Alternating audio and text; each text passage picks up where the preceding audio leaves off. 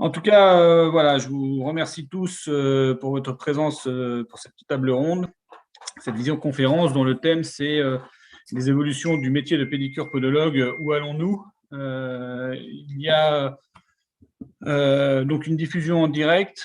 Pour les personnes qui nous écoutent sur YouTube, il y a un chat qui est accessible sur lequel vous pouvez interagir et poser au fil de l'eau vos questions qui seront reprises par Jean Gauthier, donc notre opérateur technique. Et en fin de conférence, en fonction du temps qui nous restera après les interventions des uns et des autres, on essaiera de répondre à un maximum de questions. Donc, je remercie les intervenants qui ont bien voulu répondre par la positive à l'invitation du SPIF, le syndicat des podologues d'Île-de-France, affilié à la Fédération nationale des podologues, pour cette conférence. Je remercie également l'équipe du SPIF, du conseil d'administration, qui nous a permis de mettre en place cette soirée. Et bien sûr, Jean Gauthier pour la réalisation technique. Soyons indulgents, c'est une expérimentation un peu sympathique avec YouTube en direct.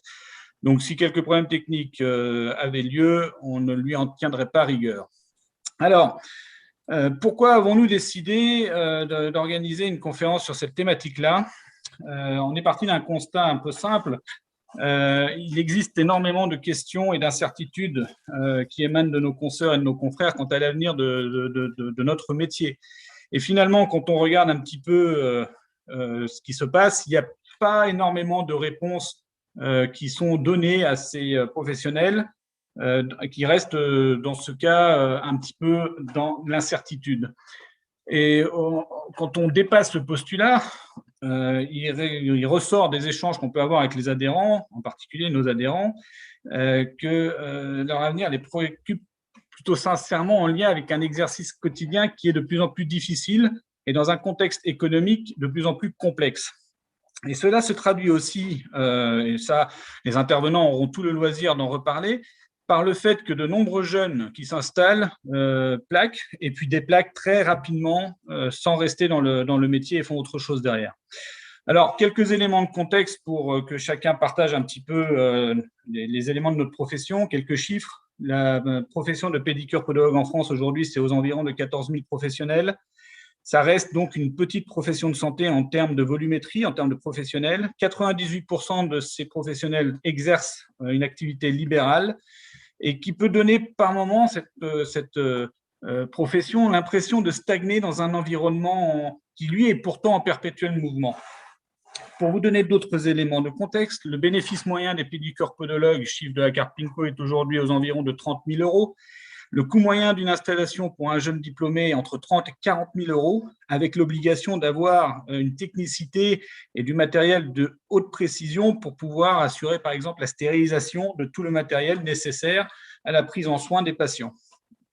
Ce qui n'est pas le cas de toutes les professions. Donc, on a des charges inhérentes au début d'activité qui sont extrêmement élevées par rapport aux bénéfices que l'on peut envisager dans la foulée.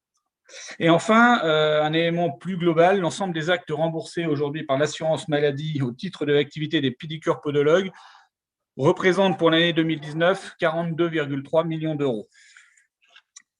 Voilà, une fois qu'on a dit ces petits chiffres qui nous permettent de cadrer un petit peu les spécificités de notre métier, on peut dire aujourd'hui que les changements en fait, du monde de la santé sont majeurs. Alors, ils sont en lien pour certains avec la crise sanitaire actuelle. Je pense que nos intervenants du soir ne manqueront pas de faire le lien, mais également aux évolutions technologiques, aux évolutions de la société et aux évolutions des techniques de soins. L'hôpital va changer, le monde ambulatoire va changer également. Les innovations, les réorganisations, que ce soit des soins hospitaliers ou des soins ambulatoires dits de premier recours, l'apparition des pratiques avancées, les nouvelles technologies qui nous permettent de prendre en charge différemment nos patients, tout cela sera soumis à de fortes évolutions dans les prochaines années. Des questions se posent immédiatement. Comment notre profession doit-elle se positionner face à cela? Quels seront les impacts de ces transformations sur notre exercice quotidien? Et quelle place, enfin, pour le podologue, par exemple, dans les équipes de soins? Et enfin, quelles pourraient être dans le futur, dans les années qui vont arriver, les nouvelles pratiques que pourront exercer les pédicure-podologues? Pour cela, nous avons le plaisir d'accueillir pas mal d'intervenants ce soir, le docteur Gérald Kierzek, qui partagera avec nous sa vision du positionnement de notre métier, de notre profession dans le monde hospitalier et plus largement dans le système de santé français. Pour information, avec toutes les activités qu'il porte aujourd'hui, il devra nous abandonner sans doute un peu avant la fin de cette conférence. On ne lui en tiendra pas rigueur, bien évidemment.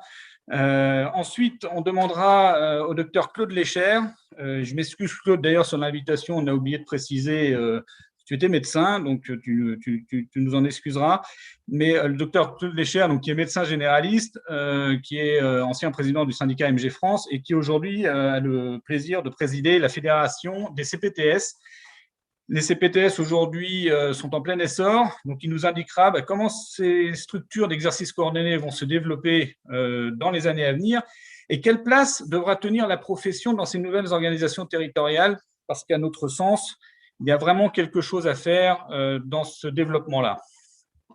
Il est bien évidemment important également de s'appuyer et de bien comprendre le cadre juridique de notre profession et de notre exercice qui évolue constamment également, sous l'égide d'ailleurs de l'Ordre national des pédicures podologues depuis sa création en 2007. Donc nous avons vraiment le plaisir d'accueillir Eric Proux, son président, qui lui aussi nous apportera la vision qu'il peut avoir, les orientations, des évolutions qui sont pressenties pour notre profession, mais également souhaitables pour notre métier. Donc là, pareillement, nous aurons vraiment beaucoup d'attention à ce que pourra nous dire Eric sur l'évolution de notre métier.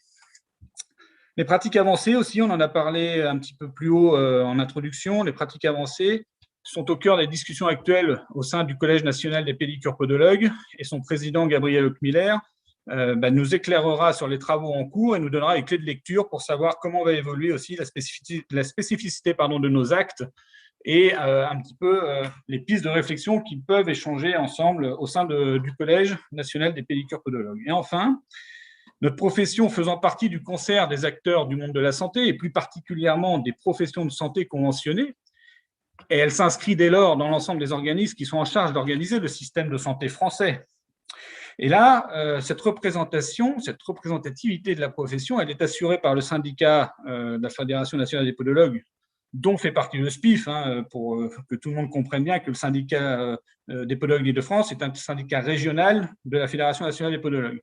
Voilà, ce syndicat, la FNP, a pour rôle aujourd'hui de défendre les intérêts des 14 000 professionnels face à ces organismes d'État.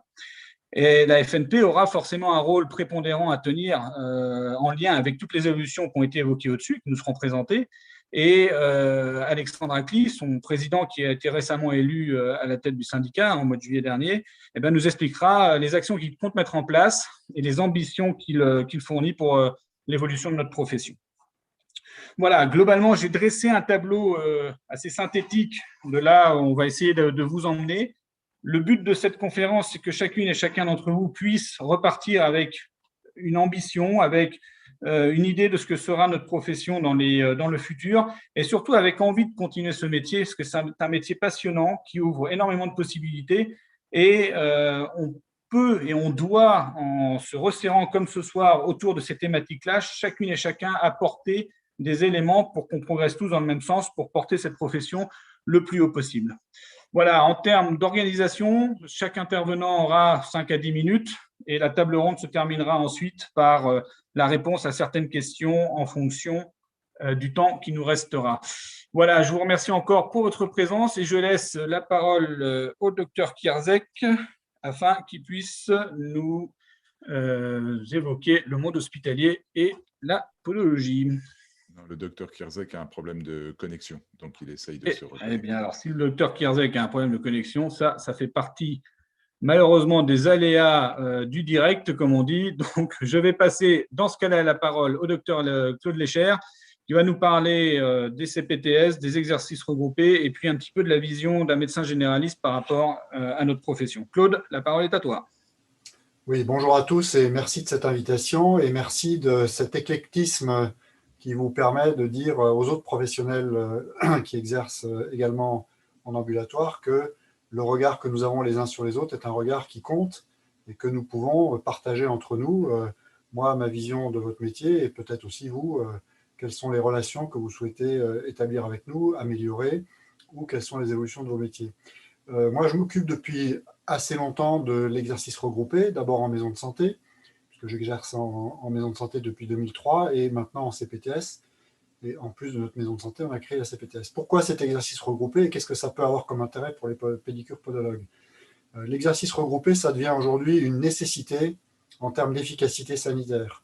Aujourd'hui, vouloir prendre en charge un patient diabétique sans parler ni avec une diététicienne ou un diététicien, ni avec un ou une podologue, pédicure podologue, ni avec quelqu'un qui va s'occuper de la rééducation parce qu'il faut l'inciter à se dépenser, à marcher, etc., c'est simplement se condamner à l'inefficacité en matière de prise en charge. Aujourd'hui, la prise en charge de la santé, ce n'est pas seulement la prise en charge des gens malades quand ils sont pas loin de mourir, c'est précisément la prise en charge aussi des gens bien portants de façon à ce qu'ils ne deviennent pas malades. Et donc, toute cette histoire de la promotion de la santé, ça se retrouve tout à fait dans le métier que vous exercez. C'est-à-dire qu'apprendre aux gens à correctement s'occuper de cette partie de leur anatomie que souvent ils considèrent comme négligeable, c'est en fait parfois leur sauver la vie. Moi, j'ai des patients diabétiques il y a 25 ans qui sont morts d'une infection à un petit orteil, quoi. Ça a démarré comme ça s'est terminé en septicémie parce que c'était des patients diabétiques. Et donc, moi, si j'essaie de donner quelques conseils, je ferai du mieux de ce que je peux. Mais je pense qu'il est quand même bien plus efficace en termes de prévention. Et c'est le premier chapitre que je voudrais aborder. Votre métier a un rôle fondamental sur un certain nombre d'évitement de pathologies, donc de prévention en soins primaires par rapport à des situations qui peuvent les mener relativement loin. Mais pas que en prévention primaire, aussi en prévention secondaire. Et donc un patient qui a déjà une pathologie, si on lui apprend à correctement examiner, à correctement soigner ses pieds, là aussi, pour nous, c'est une question d'efficacité. Comme vous le savez, il y a beaucoup trop de patients diabétiques qui sont amputés, simplement parce que, ayant du diabète et un début d'artérite, on n'a pas suffisamment, nous les médecins, pris en compte le risque qu'ils avaient de perdre leurs pieds ou pire. Donc, on a ce premier aspect des choses qui est le rôle d'explication, le rôle de prévention et le rôle de souligner auprès des patients qu'il y a des choses dont ils ne savent pas que ça peut les mener vers des amputations. La deuxième chose, c'est ce rôle réciproque que nous pouvons avoir les uns envers les autres.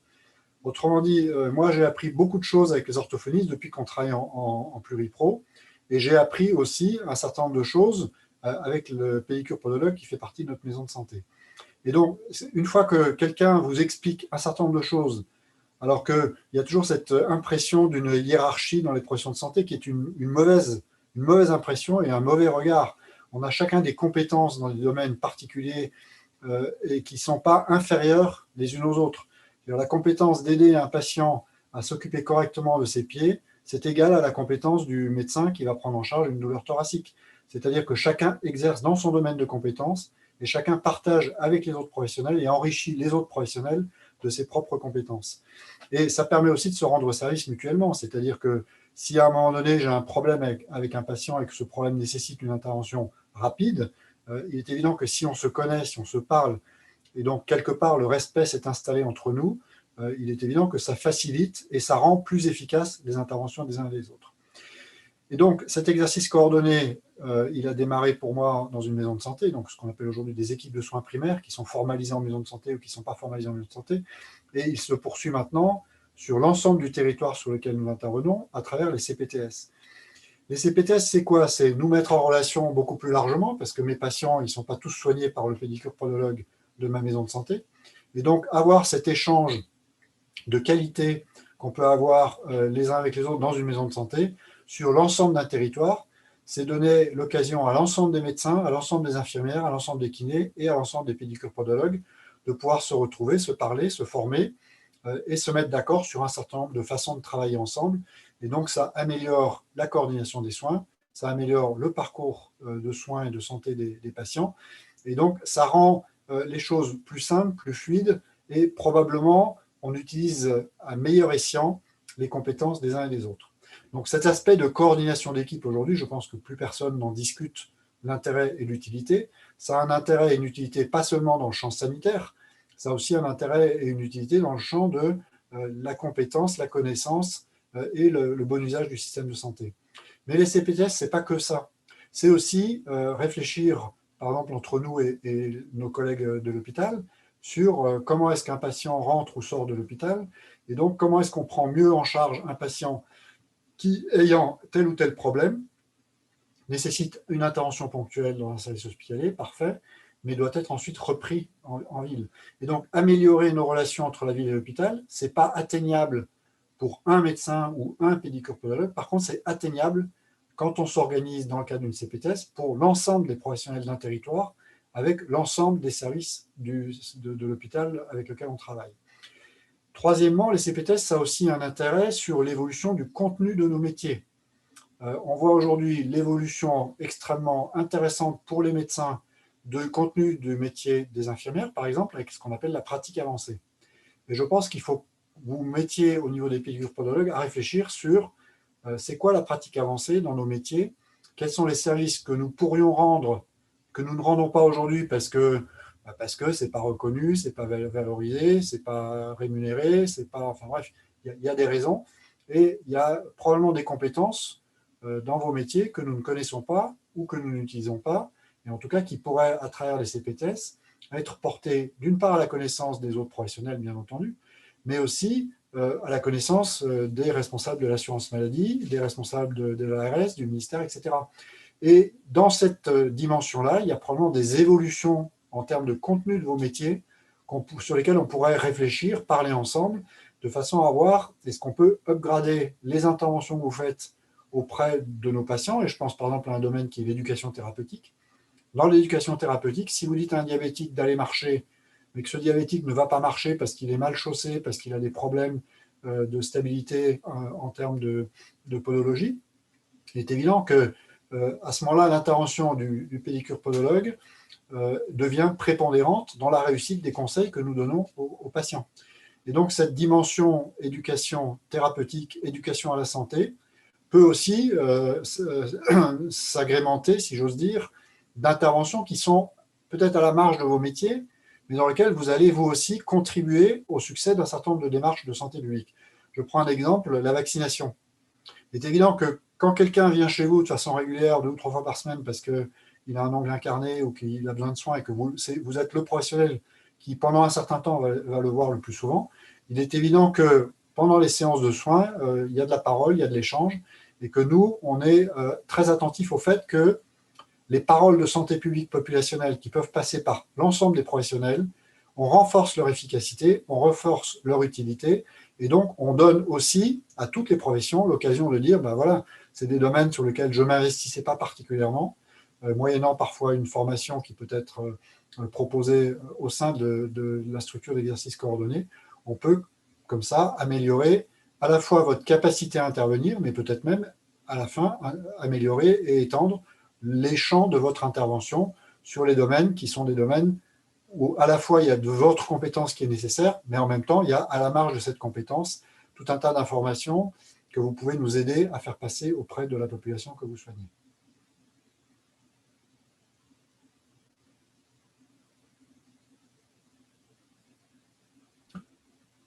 Je m'arrête là, le temps étant, je n'ai pas regardé ma montre. Donc... Tu as encore 3 minutes, 2 minutes si tu veux, Claude. Ah, tu me donnes encore 2 ou 3 minutes. Si tu veux, sans aucun problème. Ouais. Ce que je disais par rapport à l'évolution des métiers, je pense que c'est quelque chose qu'on fera beaucoup plus facilement dans le cadre d'un exercice coordonné de proximité dans lequel on discute entre nous sur tel ou tel aspect de votre métier et des nôtres de métier. Ça me semble plus efficace et plus rapide à mettre en place que lorsqu'on fait des négociations nationales dans lesquelles il y a évidemment des postures qui sont des postures professionnelles, corporatistes tout à fait légitimes, de façon à faire évoluer tel ou tel champ d'activité. On a parfois plus de facilité, je vais prendre l'exemple de la vaccination Covid, on a plus de facilité à organiser la vaccination en pluriprofessionnel quand on en discute entre nous et qu'on voit qu'on a besoin les uns des autres, que de vouloir le faire par une négociation nationale qui est évidemment un petit peu plus compliquée parce que là, on met en jeu un positionnement syndical qui peut éventuellement poser problème. Donc, je pense que l'évolution de nos métiers, de nos façons de travailler, c'est probablement au niveau des territoires qu'il faut commencer à les penser. Et moi, je serais assez favorable à ce que les pouvoirs publics finissent par nous laisser faire sur le terrain, à nous autoriser à faire évoluer un certain nombre de pratiques professionnelles et de collaboration et de coopération professionnelle. Je pense qu'on y arrivera plus vite et mieux et plus efficacement si on fait ça au niveau des territoires, plutôt que de vouloir faire toujours ça par le biais du national. Donc, une collaboration entre professionnels de santé coordonnés, que ce soit au niveau des MSP que des territoires un petit peu plus importants portés par les CPTS, du coup. Oui, tout à fait. C'est ce que j'appelle moi le champ de l'exercice coordonné.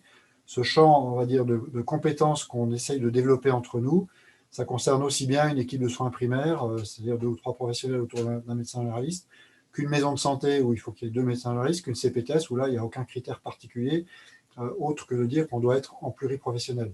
Donc cet exercice coordonné, c'est probablement ce qui va changer le plus nos modalités de travail dans les années qui viennent, puisque l'ambition des pouvoirs publics que nous partageons, c'est de développer des CPTS sur chacun des territoires.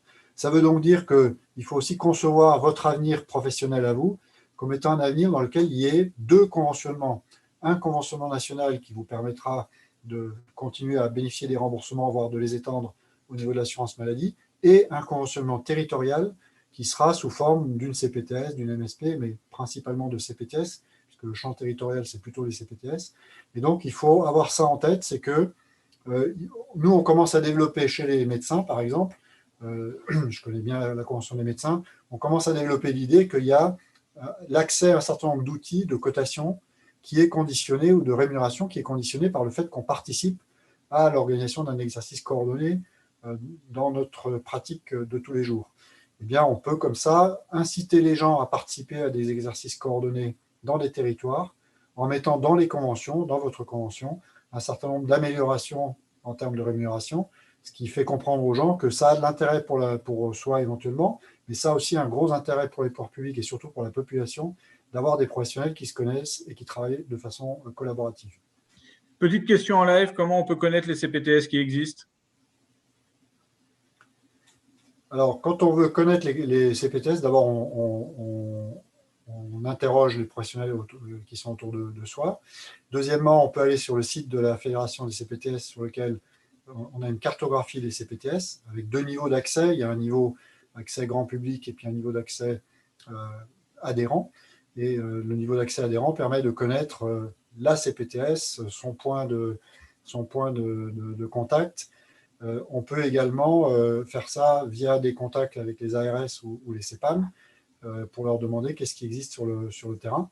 Mais vous pouvez commencer par aller sur le site de la Fédération nationale des CPTS. Merci beaucoup, Claude, pour ces informations. C'est précieux d'avoir un médecin qui nous encourage à échanger avec lui, qui nous encourage à prendre cette voie-là. On ne le fait peut-être pas assez encore aujourd'hui dans notre pratique, de sortir de nos cabinets pour aller à la rencontre des autres professionnels pour expliquer ce qu'on est capable de faire dans nos cabinets et la plus-value qu'on peut apporter à la prise en charge des patients, d'ailleurs dans leur globalité. Ne nous cantonnons pas au diabète, hein, mais il y a énormément de choses sur lesquelles le pédicure podologue peut apporter en prise en charge pour aider les médecins et les autres professionnels de santé dans la prise en charge globale du patient. Merci beaucoup, Claude. On reviendra peut-être sur ces sujets-là tout à l'heure au fil de cette conférence. Je laisse la parole à Eric. Eric, merci de nous avoir rejoints et de nous présenter un petit peu ce que l'ordre prévoit pour les prochaines années. L'ordre, une structure qui a pu à un moment donné être décriée. Aujourd'hui, je pense que la majorité des professionnels ont compris l'intérêt d'une profession avec un ordre, parce que l'ordre est aussi le garant de l'intégrité et du statut juridique de cette profession de santé. Aujourd'hui, toutes les professions de santé en France dignes de ce nom ont un ordre. Donc, je pense qu'aujourd'hui, cette question-là n'existe plus. Dis-nous un petit peu quels sont les combats qui sont menés par l'ordre aujourd'hui, où est-ce qu'on va dans les prochaines années. On t'écoute, Eric.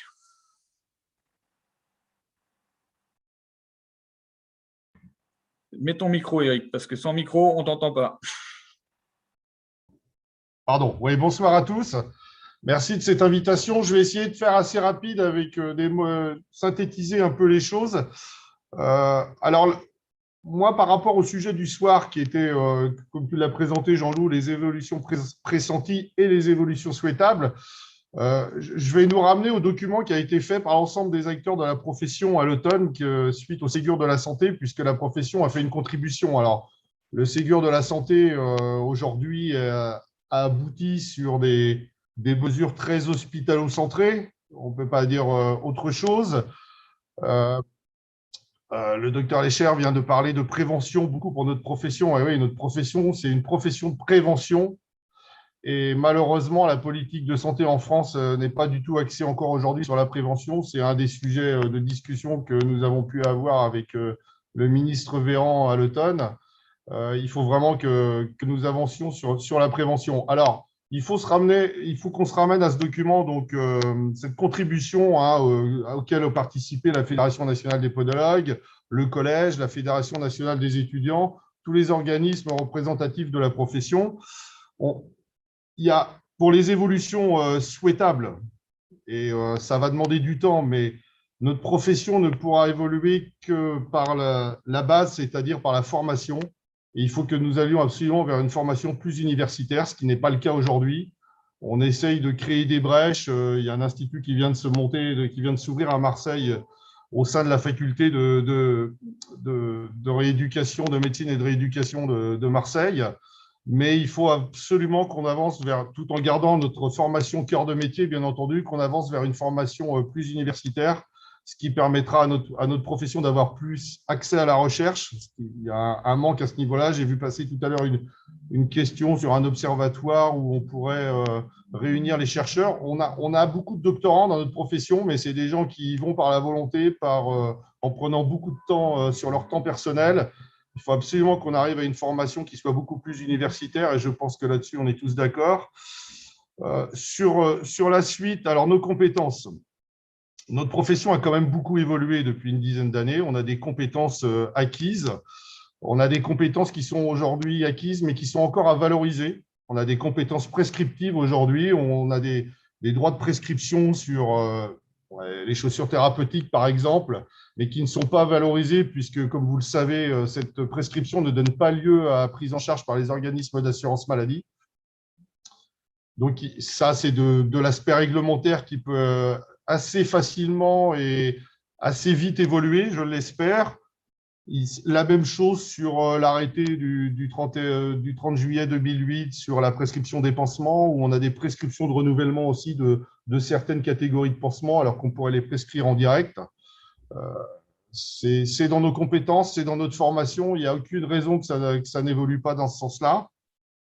Après, il y a des compétences sur lesquelles on peut travailler sur le plus long terme. J'ai vu aussi passer tout à l'heure une question, mais on a la formation pour, depuis que le diplôme a été réingénié, on pourrait imaginer assez facilement, j'ai eu cet entretien avec Olivier Véran, pouvoir prescrire dans notre domaine de compétences, bien entendu, des actes d'imagerie médicale. Donc ça, on est sur le domaine de compétences. Alors, le document, il pourra être diffusé, enfin, je pense que la Fédération l'a diffusé comme l'Ordre, comme tous les organismes, hein, le document du Ségur. Je vais aussi venir, alors les pratiques avancées, je laisserai Gabriel parler des pratiques avancées, puisque effectivement le collège travaille dessus. Il faut faire attention parce que la pratique avancée, ça demande quand même, à l'image des IPA, et ça on a eu la discussion avec le ministère, c'est une formation qui doit être faite sur 1 an, voire 2 ans. Donc la pratique avancée, par définition, elle ne sera pas ouverte à l'ensemble des professionnels.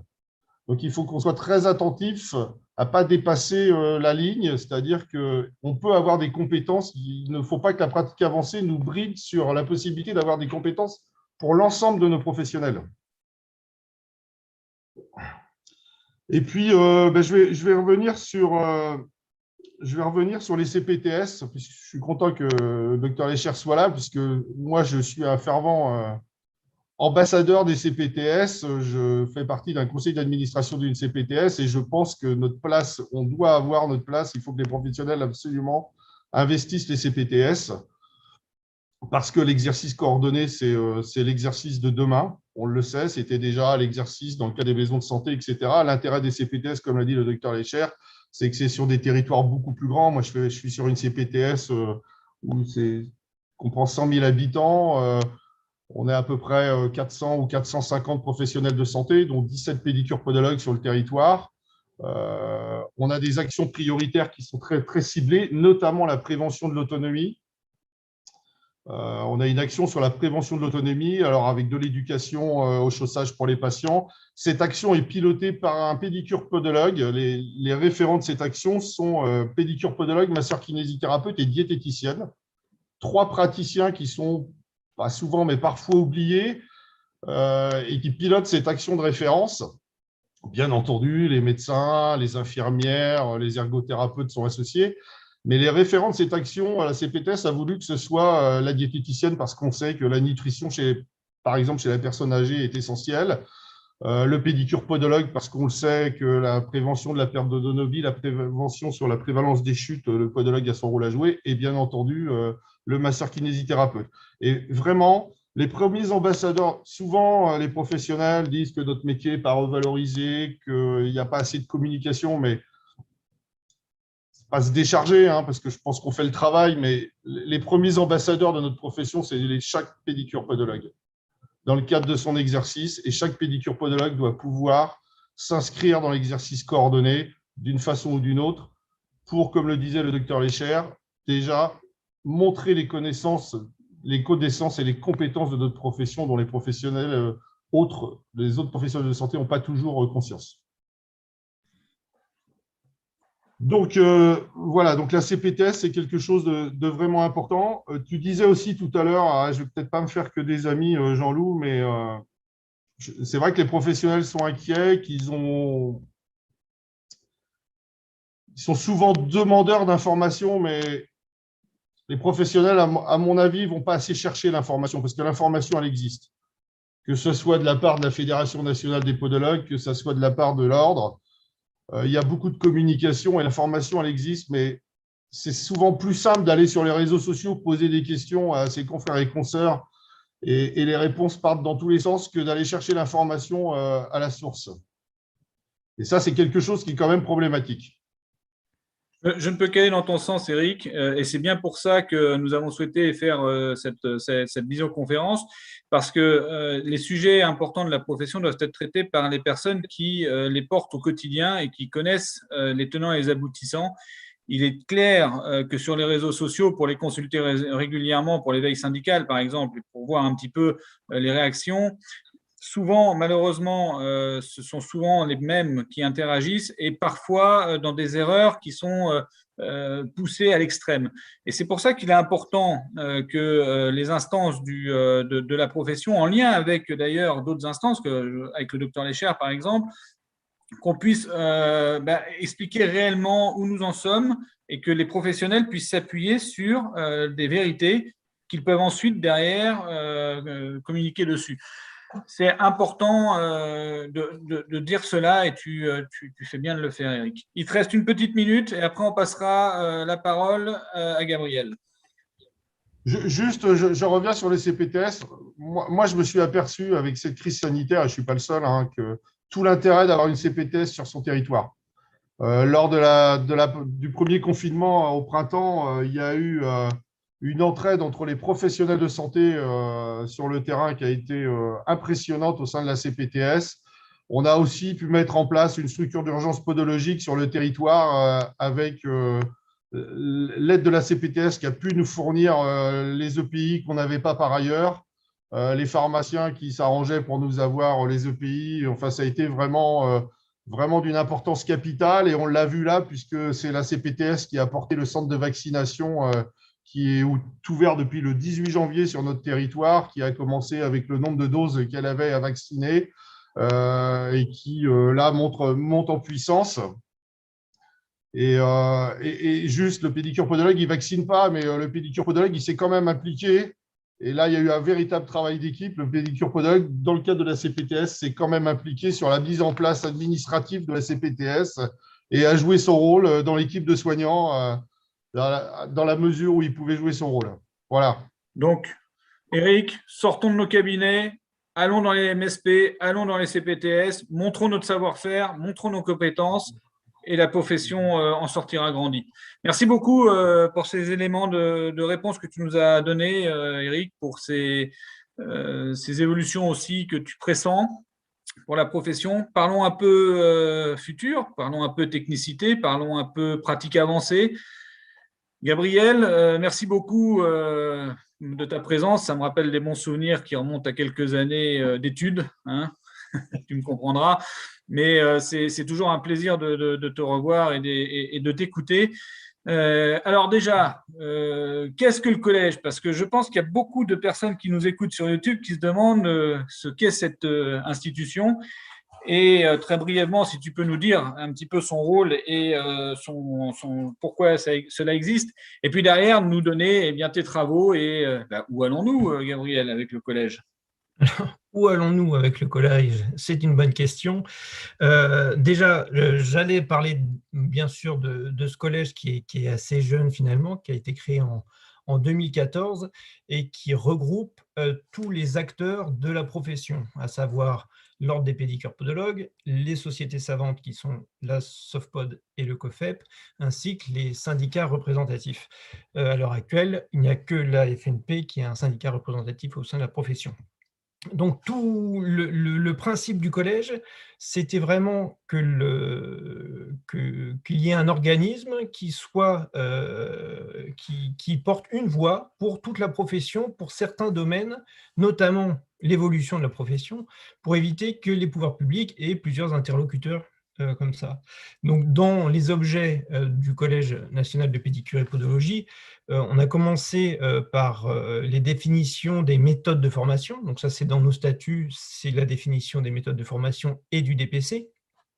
Il y a l'élaboration des guides de bonnes pratiques pour la profession et des actions, les soutiens aux actions scientifiques, les travaux et publications.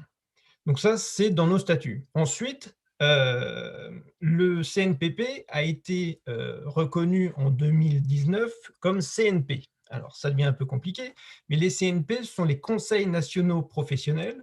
Chaque profession de santé est dotée d'un CNP qui, à chaque fois, doit regrouper toutes les instances de chaque profession. Donc, toutes les professions médicales et paramédicales ont un CNP, un conseil national professionnel. Et donc, le CNPP, le Collège national des pédicures podologues, est devenu le CNP des pédicures podologues. Donc, à ce titre, les CNP doivent définir les orientations prioritaires du DPC. Donc, ça a été le cas au sein du collège. On a été sollicité pour définir les orientations, donc les thèmes qui doivent être abordés pour la profession à l'avenir pour les développements professionnels continus. Voilà. Donc, on a été sollicité, on a rendu ce travail pour le DPC. L'intérêt des CNP aussi, c'est qu'à plus long terme, on va pouvoir créer des fédérations de CNP sur certains sujets. Et c'est là où notre profession a un rôle à jouer, sachant qu'on a toutes les structures maintenant pour accéder à ce genre de fédération. C'est sur un thème donné. Alors, on prend toujours classiquement le pied diabétique, mais c'est plus simple. C'est sur un pied diabétique, on va pouvoir fédérer le CNP des pédicures podologues, des diabétologues, des endocrinologues et tout ça, pour pouvoir mettre en œuvre des pratiques coordonnées dans la transprofessionnalité. Donc vraiment, alors j'allais dire pour le coup à un niveau national, contrairement au CPTS au niveau plus local, mais je pense qu'il faut aussi travailler sur le niveau national pour que notre profession qui rentre dans ces structures-là ait une meilleure reconnaissance, soit visible déjà, et donc une connaissance des autres professionnels de santé, médicaux notamment et paramédicaux. Je voulais vous parler un peu de ce qu'on avait fait jusqu'à présent au sein du CNPP. Donc, je vous ai déjà parlé des orientations prioritaires du DPC. On a travaillé, Éric Proulx en a parlé, sur le Ségur de la santé avec une décision commune, enfin une lettre commune aussi avec la fédération, la FNP et la Fédération des étudiants. On a aussi travaillé avec l'ordre, on a été sollicité pour le télésoin notamment. Alors ça, c'était avant c'était avant la pandémie. On avait décidé avec l'ordre de faire une réponse commune parce qu'on était d'accord sur les principaux actes de télésoins qui pourraient nous être accordés. Il y a eu beaucoup de chamboulements, d'accélération d'un côté, de frein de l'autre pour le télésoin, mais en tout cas, on travaille en parfaite cohérence avec l'ordre sur ces sujets-là. Gabriel, donne-nous un petit peu de concret. Qu'est-ce qu'on entend par télésoin pour un pédicure-podologue? Je ne vois pas aller faire une coupe d'ongles avec une webcam. Explique-nous où on va pour que nos auditeurs, j'allais dire, pas la radio, mais pour que les personnes qui nous suivent sur YouTube sachent bien de quoi il s'agit. Qu'est-ce que le télésoin en podologie? Le télésoin en podologie, ça peut être un suivi de plaie, ça peut être de l'éducation thérapeutique, ça peut être un retour de traitement par rapport à nos orthèses plantaires, ça peut être un suivi de tous nos soins. Il y aura toujours, bien évidemment, le pédicure-podologue n'est pas voué à ne faire que de la téléconsultation, mais il y a beaucoup d'actes qu'on pourrait faire en télésoin. La prescription dont on a le droit, on pourrait le faire par télésoin également dans certains cas, le renouvellement de certains pansements dont parlait Eric, c'est finalement assez large. Donc, on travaille dessus au sein du Collège national. D'autres actes du Collège, on a coproduit avec la Haute Autorité de Santé un guide de recommandation pour le pied de la personne âgée, dont le titre était « Approche médicale et prise en charge du pédicure-podologue », qui a été diffusé par la HAS, validé par la HAS, et diffusé notamment auprès de la communauté médicale. Donc tout ça fait une visibilité de la profession un petit peu accrue. Alors, les pratiques avancées, Gabriel. Voilà, les pratiques. Mais tu lis dans ma tête, j'allais sur les pratiques avancées. Les pratiques avancées, là, c'est le sujet sur lequel on travaille en ce moment et qui montre bien la bonne entente, pour une fois, au niveau de notre profession. C'est sur ce sujet-là, en tout cas, la FNP qui a été sollicitée pour parler des pratiques avancées, qui a jugé bon que ce soit le collège, donc de manière collégiale, comme son nom l'indique, qui traite de ce sujet-là, des pratiques avancées, qui est vraiment l'avenir de la profession, enfin, une piste d'avenir de la profession. Les pratiques avancées, c'est, comme le disait Eric, une sorte de formation complémentaire au diplôme d'État afin d'acquérir des compétences supplémentaires qui sont du domaine de compétences médicales ou paramédicales, à savoir acquérir des compétences nouvelles dans le but de décharger un petit peu les médecins, pour faire simple, décharger les médecins et ainsi faciliter le système de santé, faire des économies de système de santé et aussi une meilleure prise en charge du patient, plus rapide et d'aussi bonne qualité. Voilà. Et donc, on travaille là-dessus.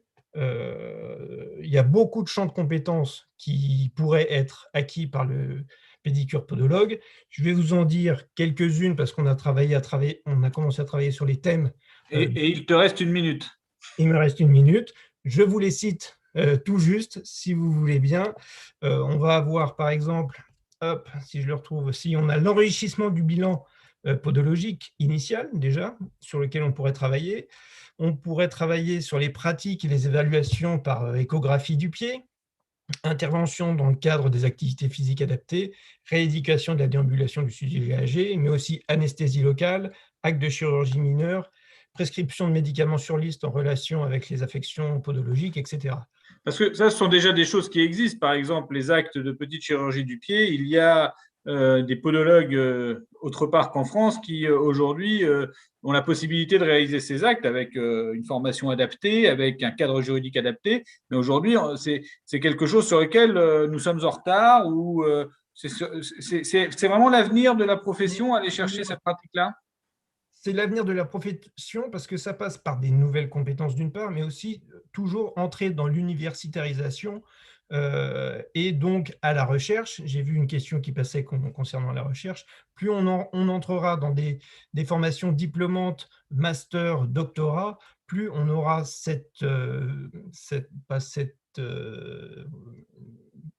reconnaissance, mais un petit peu quand même, vis-à-vis des autres professions de santé avec ces diplômes en pratique avancée. Claude, toi qui es médecin, est-ce que ça te choque d'entendre des podologues aujourd'hui revendiquer quelque part la faisabilité un jour de pouvoir pratiquer des actes de petite chirurgie? Qu'est-ce que tu en penses? La question, elle est un peu franche, hein, mais… La franchise me va bien et pour me choquer, il faut en faire un peu plus que ça quand même, hein. À partir du moment où un professionnel est compétent sur un domaine, à partir du moment où il montre que sa compétence peut s'étendre sur un certain nombre de choses, je ne vois pas pourquoi il y aurait de quoi être choqué, pas du tout. Le seul problème, c'est de garantir la qualité des soins auprès des patients. Voilà. À partir du moment où un podologue connaît bien son métier et a appris des compléments par rapport à son métier ou par rapport à l'apprentissage classique, pourquoi est-ce que ça me choquerait? Mais un jour, il y a des médecins qui ont ouvert le ventre de quelqu'un pour les opérer, quoi. Ça ne s'est pas forcément bien passé au début, quoi. Après, les médecins, ils ont appris comment il fallait faire et ils sont devenus des chirurgiens. Puis après, on s'est dit qu'il fallait endormir les gens, enfin, etc., etc. Donc, on ne peut pas, entre guillemets, brider une profession qui dit c'est mon domaine de compétence, c'est le lieu sur lequel j'interviens tous les jours. Je suis capable de montrer à travers le collège que cette pratique peut se protocoliser, donc s'apprendre, et qu'on peut produire des résultats sur la qualité des soins. Et puis derrière, il n'y a aucune raison que ça pose un problème à qui que ce soit, quoi. Après, il y a, comme vous le savez, dans la profession de santé, nous avons, nous, le monopole, entre guillemets, de l'intrusion dans le corps humain. Voilà, après, il faut faire évoluer les textes de telle sorte que ça devienne une pratique qui est reconnue par la société. Et je ne vois pas pourquoi ça serait reconnu par la société dans des pays et pas dans un autre pays. Donc, pour moi, il n'y a rien qui me choque. Et aujourd'hui, Claude, est-ce qu'il y a des outils législatifs qui permettent de faire évoluer ces textes-là? Mais bien sûr. Bien sûr, les décrets de compétences de chacun des métiers, alors je ne peux pas dire que je connaisse, je ne sais pas si vous avez un décret de compétences ou si c'est décrit et de quelle façon. Oui, il y a un décret de compétences. À partir du moment où un décret de compétences a été écrit un jour, pourquoi est-ce qu'on ne pourrait pas le réécrire? En tout cas, c'est une note très optimiste. Merci beaucoup, Claude, pour cette intervention. Gabriel, merci pour cette vision. Tu avais terminé? C'est bon? J'avais terminé. Je voulais juste insister sur le fait, Eric l'a dit tout à l'heure. Il n'avait pas terminé, en fait. Non, juste dire que le podologue en pédicurie avancée ne doit pas rogner sur d'éventuelles compétences que pourraient acquérir tous les pédicures podologues. Voilà. C'est un autre sujet, c'est deux choses différentes. Merci beaucoup, en tout cas, pour cette vision du collège. J'espère que ça va avoir apporté aussi un petit peu d'éclairage à nos consoeurs, à nos confrères, parce que c'est un peu quelque chose qui est effectivement créé récemment. Mais ça a beaucoup d'intérêt pour une profession comme la nôtre que ce collège fonctionne bien en bonne entente avec tous ces intervenants. Tout ça, ça se défend. Toutes ces évolutions qui peuvent être créées, écrites par l'ordre, par le collège, et parfois, on ne va pas dire soutenues, mais au moins pas empêchées par les médecins ou les syndicats de médecins, tout ça, ça se défend auprès des instances. Et aujourd'hui, la profession compte plusieurs organismes syndicaux, mais un seul à ce jour est représentatif selon les critères qui sont définis par l'État. C'est la Fédération nationale des podologues. Nous avons le plaisir d'avoir Alexandre Acli, donc son président récemment élu. Je te laisse la parole, Alexandre. Que fait la fédération? Quel est son rôle? Et surtout, quels sont les combats syndicaux qui sont importants à tes yeux et aux yeux du conseil d'administration du syndicat pour les semaines, les mois et les années à venir? Alexandre, nous t'écoutons. Merci beaucoup Jean-Loup. Bonsoir à tous et je tenais à remercier tous les intervenants précédents qui nous ont tous enrichis de leur connaissance de la profession et de la pluridisciplinarité avant moi. Donc bon, évidemment, certaines des avancées que nous souhaitons tous voir aboutir durant les 5 prochaines années, ce sont des combats communs et nous les défendons en synergie avec l'ordre. Et elles sont aussi portées par le collège. Et comme l'a rappelé Gabriel, sur les sujets qui concernent l'évolution de la profession, la FNP n'hésite pas à solliciter le Collège national des pédicures podologues pour qu'on obtienne un consensus sur ces sujets. Donc, pour les 5 années qui viennent, on doit se donner les moyens de transformer notre exercice professionnel. L'objectif, c'est de devenir une profession mieux protégée, une profession mieux formée, une profession aux compétences élargies et des professionnels acteurs de leur avenir. Alors là-dessus, tout le monde a parlé, mais je vais donner un petit peu la vision de la FNP. Une fois qu'on a posé ça, je pense qu'il y a 2 questions légitimes qui peuvent émerger dans la tête de nos confrères. C'est quels sont les apports des institutions que nous représentons ce soir et qu'est-ce qu'on peut faire à l'échelle locale pour être moteur des évolutions de sa profession. Donc, dans un premier temps, je vais aborder, je suis très scolaire, je vais vous aborder la protection de la profession et des professionnels.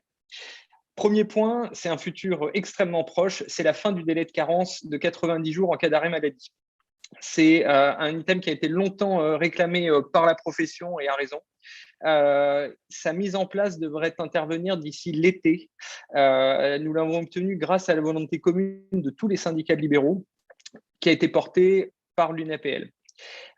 Donc, la mise en place des indemnités journalières, maladie ou hospitalisation.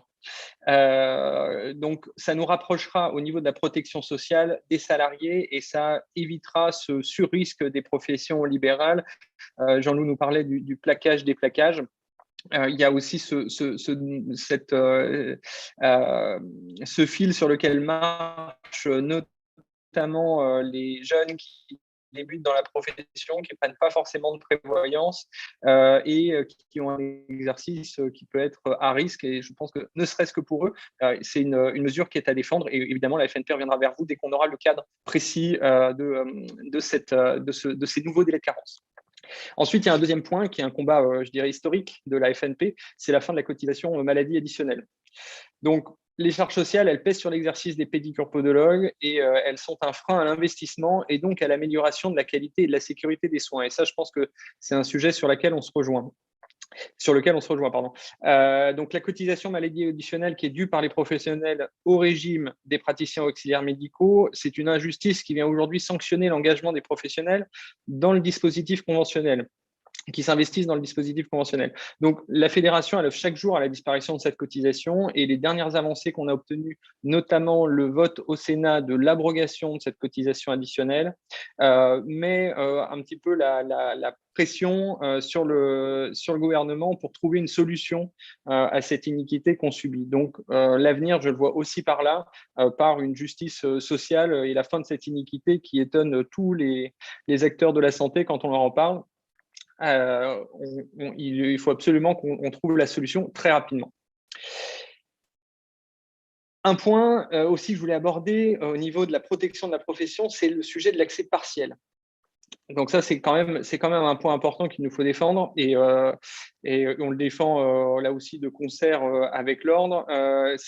Donc l'accès partiel, c'est la transposition en droit national d'une directive européenne qui reconnaît les qualifications professionnelles et qui permet l'accès partiel des professions à d'autres professionnels d'autres pays qui ont une partie des compétences. Cependant, l'Union européenne, elle reconnaît aussi un autre principe qui est celui de la subsidiarité, c'est-à-dire que les États membres de l'Union européenne ont le droit de réglementer une activité professionnelle en santé et d'en définir un titre protégé et une activité réservée pour garantir la qualité et la sécurité des soins.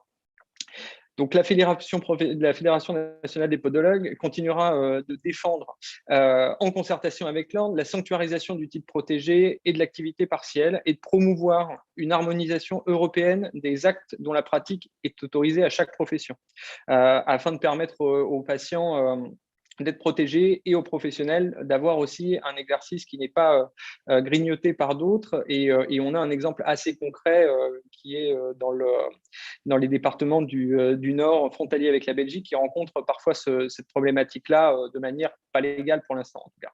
Et on souhaite que ça diminue le plus possible. On souhaite aussi que la profession soit mieux formée. Alors là, le sujet, on va avoir 2 sujets, c'est celui de la formation initiale tout d'abord. Eric l'a rappelé, le chemin vers l'universitarisation, il est compliqué. Pour autant, l'exemple de la nouvelle école de Marseille qui est intégrée à 100% dans l'université, c'est exactement ce que nous pouvons souhaiter pour l'avenir de notre formation. Et à la FNP, on soutient évidemment la démarche d'universitarisation afin de permettre aux étudiants de poursuivre leur cursus universitaire par la suite. Mais on souhaite aussi que cette universitarisation elle permette d'augmenter par le biais des liens faculté-hôpital l'exercice mixte et l'exercice salarié. Comme tu l'as rappelé, Jean-Loup, au tout début, on est seulement à 2% d'exercice mixte et 1,2% de professionnels qui sont salariés. Et ces chiffres, ce ne sont pas forcément des salariats hospitaliers. Il y a un deuxième sujet qui est très central pour la FNP, c'est celui de la formation continue. La fédération et les syndicats régionaux ont toujours été moteurs de la formation continue de la profession. Aujourd'hui, on a une offre de formation qui est pléthorique avec de nombreux acteurs et on ne peut que s'en réjouir.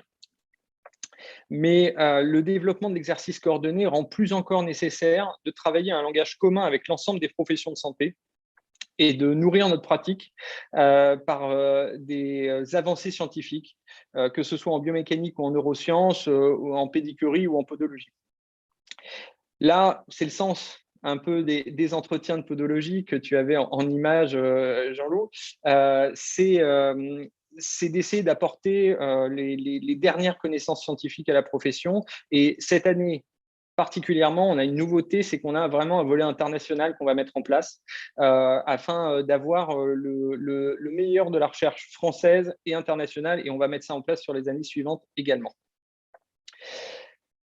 Une fois survolé le sujet de la formation, je veux vous parler aussi de l'évolution des compétences de la profession. Le premier point que je vais aborder, c'est celui qui est central pour la FNP, c'est celui de la convention. Et cette convention, on est bien, je pense, tous d'accord qu'elle doit évoluer. On doit prendre notre place au niveau des grands enjeux de santé publique au travers d'actes inscrits dans le dispositif conventionnel. Il nous faut développer les actes inscrits à la NGAP, notamment pour certaines ALD, comme le syndrome main-pied, la polyarthrite, etc. Mais il nous faut également obtenir un bilan pour la personne âgée. Et là, le travail du Collège national des pédicures podologues aux recommandations de la HAS nous y incite et nous y aide grandement. Donc, il faut introduire dans la NGAP le bilan diagnostique en pédicure et podologie qui permettra au pédicure podologue de définir son plan thérapeutique pour la prise en charge de la personne âgée en perte d'autonomie. Enfin, alors, il y aurait d'autres sujets évidemment, mais j'ai essayé de faire court pour respecter le timing. Enfin, même si notre place est faite dans la prise en charge du patient diabétique, il nous faut la renforcer en complétant sa prise en charge pour développer une véritable politique de prévention. Parmi ces éléments, je vais vous en citer quelques-uns, le bilan podologique annuel pour l'ensemble de la population diabétique, la mise à jour de la gradation pour suivre les nouvelles recommandations de l'IWGDF, alors excusez mon anglais, c'est l'International Working Group on Diabetic Foot, qui ne colle plus avec les recommandations actuelles qui sont prises par la CNAM. La prise en charge de la réalisation de l'index de pression systolique afin de renforcer le rôle du pédicure podologue dans le dépistage de l'artériopathie oblitérante, qui est à mon sens extrêmement important, qui est un examen qui est peu pratiqué. Et du coup, on envoie directement les patients faire des Doppler, alors que déjà faire cet examen fait souvent un tri efficace. On a aussi, et je pense que c'est quelque chose qui est accessible à notre profession. On a aussi la prise en charge pour nos patients des prescriptions de CHUP et de chute, l'intégration des orthoplasties et des semelles pour affection épidermique, la prise en charge de tous ces actes, elle est susceptible de faire réaliser à l'assurance maladie des réelles économies en prévenant l'apparition de plaies, en évitant les récidives, en améliorant le temps de cicatrisation. Donc, à mon sens, on a encore à faire pour muscler notre jeu sur la prise en charge du patient diabétique et devenir absolument incontournable. On doit également élargir les compétences de la profession et je pense qu'on peut, pour cet élargissement, commencer par des choses simples et accessibles. Je vous donne quelques exemples, la reconnaissance du droit de prélèvement d'échantillons de Pfanner, l'élargissement du droit de prescription aux anesthésiques locaux avec prise en charge par l'assurance maladie, la prise en charge des actes d'imagerie dont on a parlé tout à l'heure. Je pense qu'il faut engager ces petites évolutions et on y travaille. Hein, c'est pas, là, je n'invente pas la poudre. Hein, je parle de ce qui a été fait et de nos objectifs.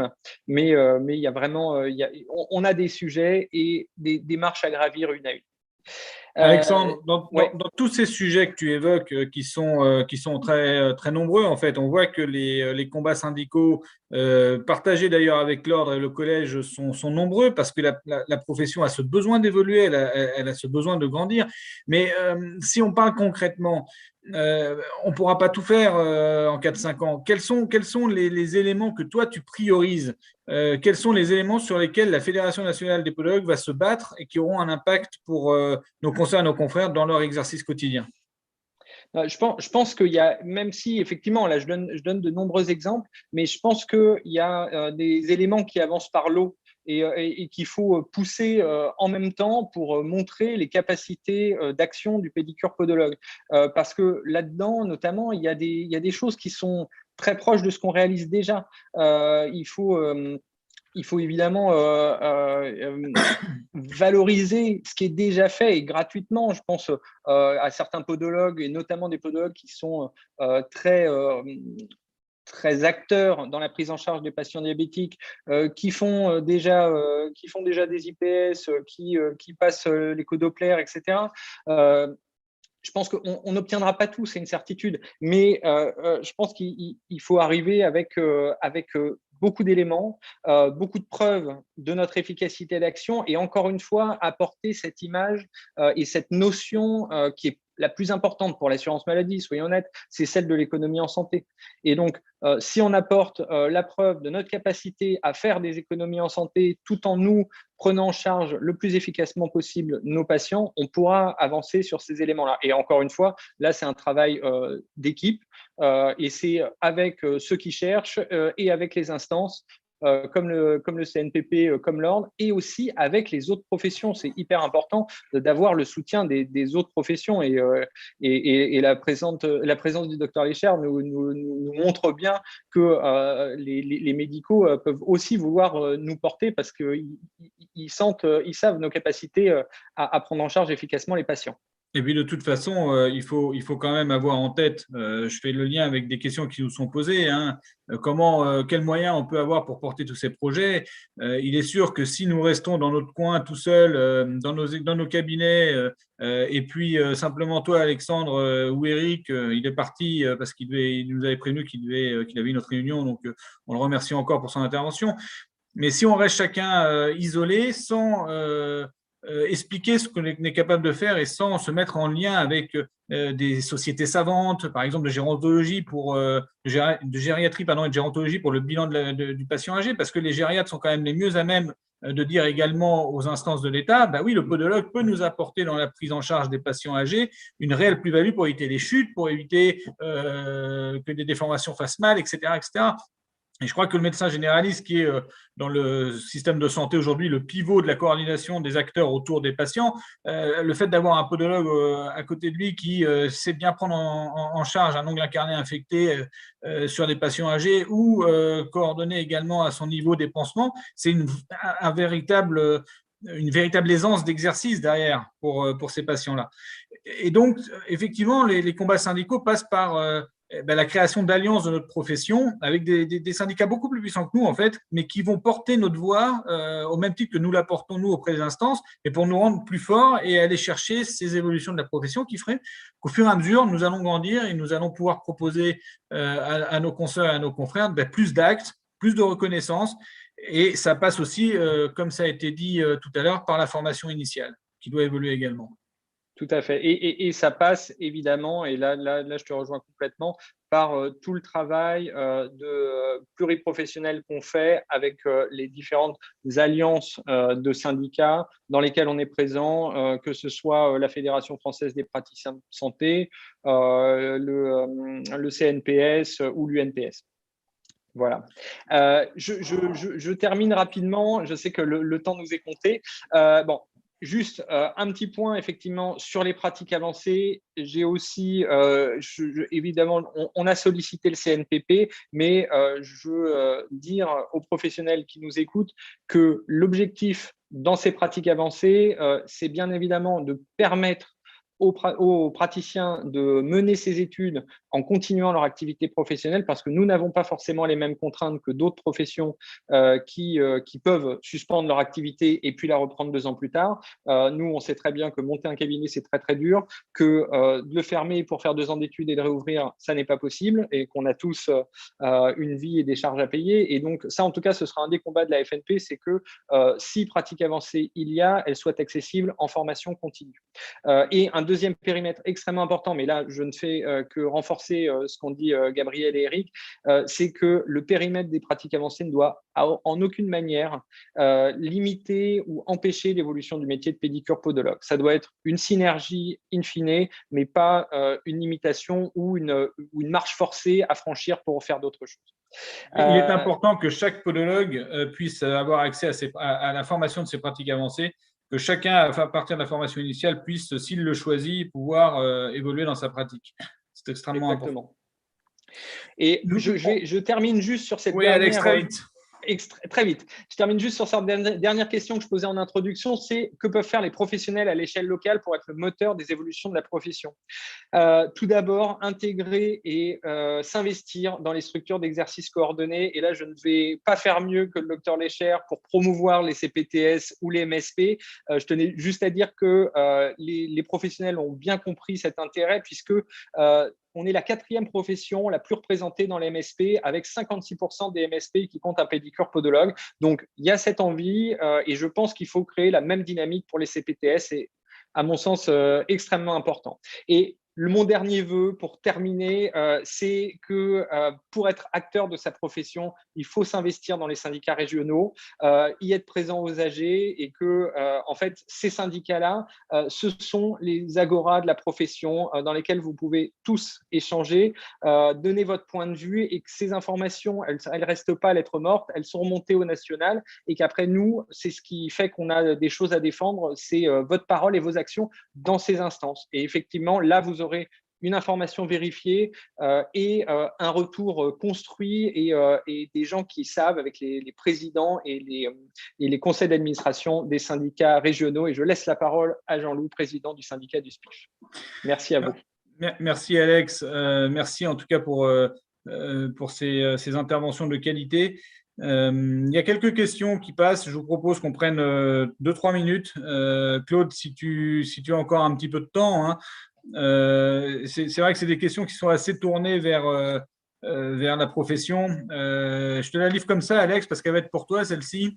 Peut-on envisager un numerus clausus afin de contrer l'évolution problématique de la population des podologues qui joue en défaveur des jeunes d'un point de vue économique? Alors, sur l'aspect d'une possible limitation, ou en tout cas d'un nombre national avec une répartition régionale, je pense que là, Eric aurait été très pertinent sur cette question. Je pense que ça n'est pas à exclure non plus. Mais je suis moins d'accord sur l'aspect néfaste de l'évolution du nombre de praticiens, parce que quand on regarde les chiffres, et ils sont disponibles, là, je suis désolé, je ne les ai pas en tête, mais sur le site de l'Ordre, vous avez les graphiques d'évolution, on a une progression relativement lente et cohérente. Et ce serait, à mon sens, plus problématique qu'on ait une profession dont la population soit en déclin. Parce qu'une profession dont la population est en déclin, c'est une profession qui se meurt, en fait. Donc, le fait qu'il y ait une croissance et qu'il y ait de la demande pour notre profession, c'est important. Après, vous savez, si on a une limitation, il y aura peut-être aussi des limitations locales. Le risque, c'est toujours de gréver la liberté d'installation. Et c'est ce qui se passe dans d'autres professions qui, finalement, ont des limitations d'endroit, des zones où ils ne peuvent pas créer, où ils ne peuvent pas s'installer. Alors, nous, je sais qu'il y a une vraie problématique là-dessus. Et là aussi, je pense que c'est la discussion entre chacun des acteurs de la profession qui permettra d'en trouver la solution. Une petite question, encore une. Y a-t-il un moyen de sortir du statut de l'auxiliaire médical ? Gabriel, Alexandre. Gabriel, je te laisse répondre. Pour faire plutôt simple, non. C'est ni à l'ordre du jour, ni évoqué, tout ça. Vaut mieux faire évoluer ce statut et nos compétences plutôt qu'essayer de changer de statut d'auxiliaire médical. De toute façon, on est des auxiliaires médicaux. Donc, je ne vois pas en quoi ça ferait avancer quoi que ce soit. Mais on est également des praticiens de santé. Exact. Et nous pouvons nous présenter comme tels. Pour les CMU et les AME, est-il possible de demander le remboursement intégral des semelles orthopédiques sur une base plus élevée que le tarif actuel de remboursement de la sécurité sociale? Parce que nous avons un problème là-dessus, Claude, sur le remboursement des actes qui est vraiment incomplet par rapport aux honoraires pratiqués et à la technicité des orthèses plantaires aujourd'hui qui nécessite un investissement assez important de la part des professionnels sur le matériel pour les semelles thermoformées, etc. Voilà, donc les tarifs sont plus élevés que ce que propose la Sécu. Alors là, il y a un sujet, en tout cas, il y a un moyen, il me semble, de le défendre. Ce sujet-là, c'est l'inégalité en fonction du territoire. Parce qu'il y a l'aide exceptionnelle de la sécurité sociale qui, en fait, est déterminée par les commissions d'action sociale qui siègent dans chacune des CPAM. Et en fait, le patient AME ou CMU, etc., peut faire la demande d'une prise en charge sur présentation d'une ordonnance médicale, de préférence un petit peu développée, mais pas forcément, et d'un devis du pédicure podologue. Et là, beaucoup de patients peuvent percevoir un remboursement quasi total de leurs orthèses plantaires. La seule problématique, c'est qu'il y a un délai de temps pour le patient et qu'il ne doit pas être en urgence et il ne doit pas avoir une douleur très aiguë puisqu'il a quasiment un mois avant de recevoir la réponse et que le podologue soit certain de pouvoir être payé. Donc, voilà, et cet élément-là, il est très différent en fonction des départements et des choix qui sont faits dans chacune des CPAM. Donc, nous, c'est ce qu'on présente à la Caisse nationale de l'assurance maladie, c'était cette inégalité de traitement des patients en regard de la prise en charge des orthèses plantaires. Bien, merci. On va s'arrêter là parce qu'il est 20h18. On a déjà passé plus d'un quart d'heure de plus en cette vraiment charmante compagnie tous ensemble. Les débats sont nombreux, ils sont importants. On pourrait rester beaucoup plus qu'une heure à échanger sur notre profession. Comme je le disais en introduction, elle est très riche. Elle mérite d'être portée, elle mérite d'être plus connue par les autres acteurs du monde de la santé. Je remercie vraiment, vraiment le docteur Lécher d'avoir participé à notre conférence. J'excuse de nouveau le docteur Kierzek qui a eu des problèmes de connexion et qui n'a pas pu se reconnecter après son début raté. Là, on l'a vu et puis on ne l'a plus vu. Voilà, j'ai échangé avec lui par SMS. Il est des problèmes techniques, il n'a pas pu se reconnecter, donc il vous prie de bien vouloir l'excuser. Et derrière, il était en lien avec TF1 aux 20h, donc il ne pouvait pas se reconnecter. Voilà, merci Gabriel aussi pour tous ces éléments sur le travail du collège, Alexandre pour les combats syndicaux. Pour ceux qui nous écoutent, n'ayez pas de crainte. Aujourd'hui, notre profession est structurée.